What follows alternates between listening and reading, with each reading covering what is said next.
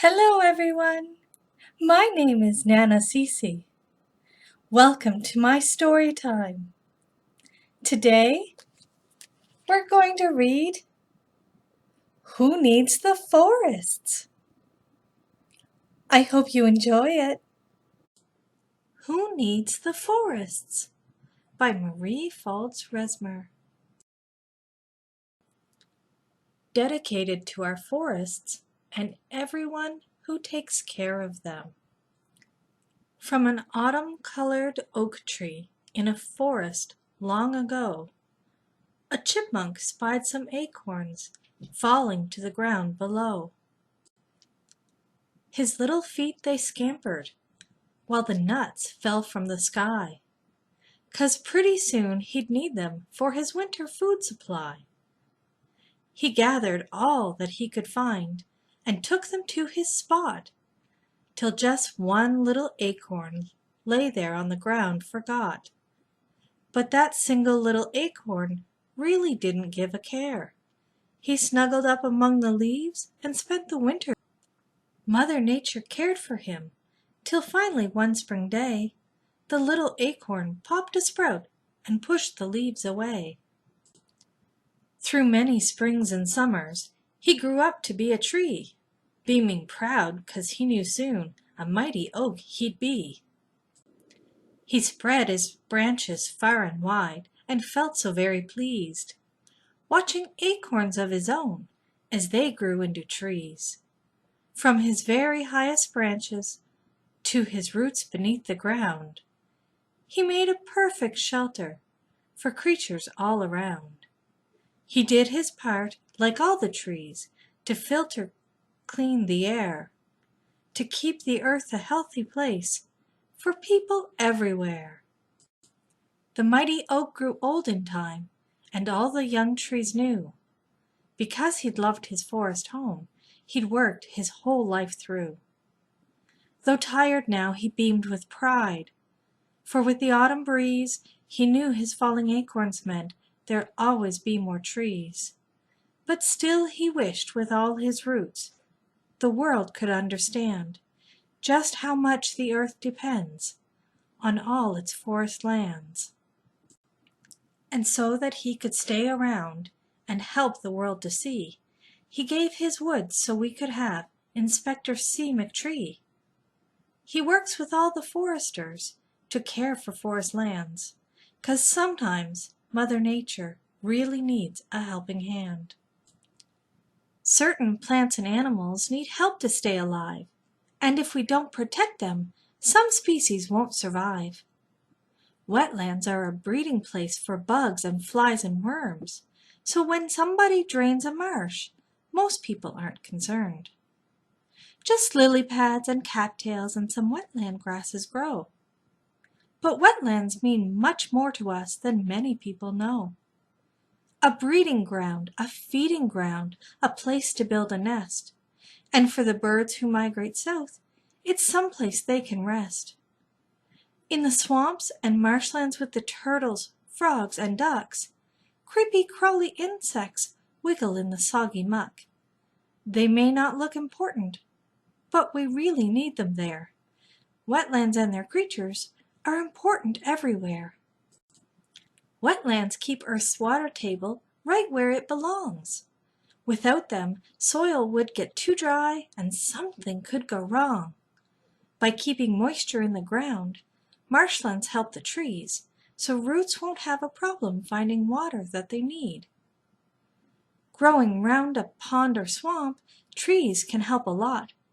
For building dams, for building homes, or making shady spots, marshland grass and cattails help to keep the water clean.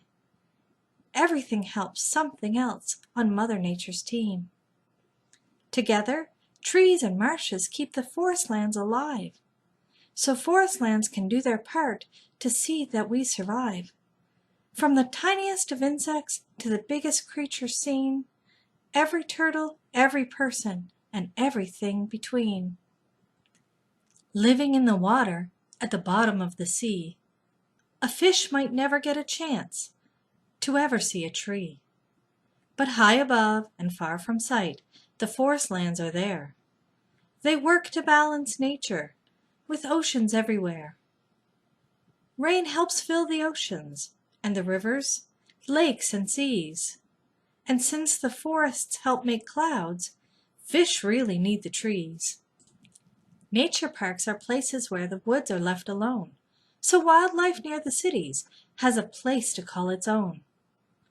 Woods mean something different to every living thing, a place to work, a place to hike, or just a place to sing. Trees supply the wood we need for homes and other stuff, and if we use them carefully, there'll always be enough.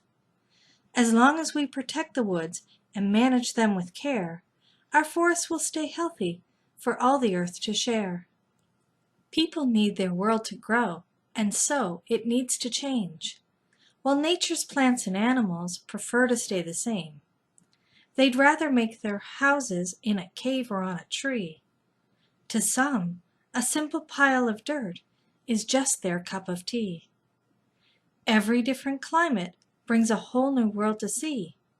Different kinds of animals and different kinds of trees.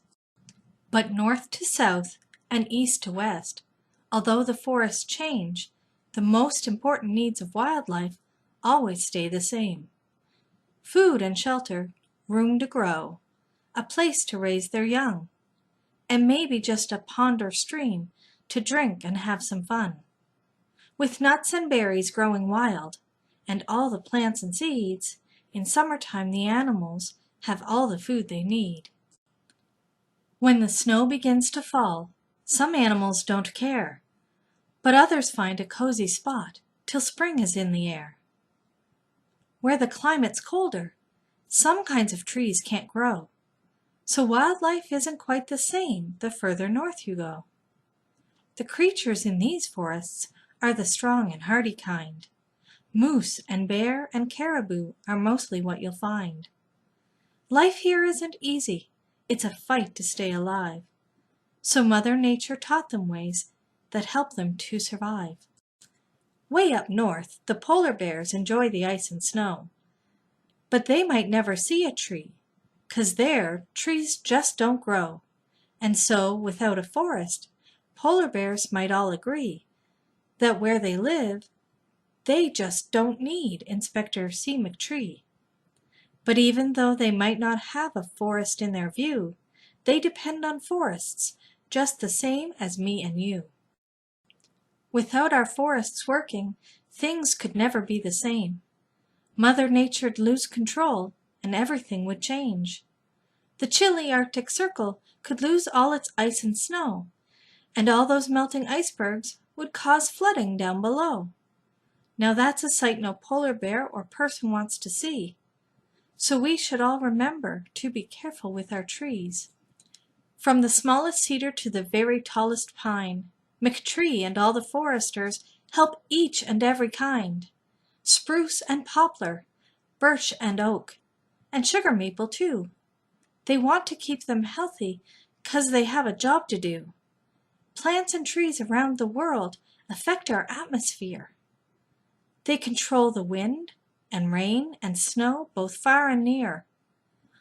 Of all the forests in the world that work for you and me, the rainforest of the tropics is the busiest you'll see. The weather's warm, the food is good, so it's a favorite spot for almost all the wildlife that planet Earth has got. Even trees we'll never see are helping us survive. By keeping nature balanced, they keep the earth alive. So if you're living someplace where trees are very few, you know a forest somewhere is working hard for you.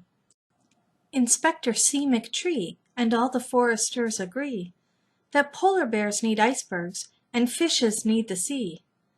Wetland creatures need the marshes, flowers need the bees, and every living thing on earth will always need the trees. Remember what the forest means to earth and me and you? 'Cause managed right, trees mean life for earth and people too.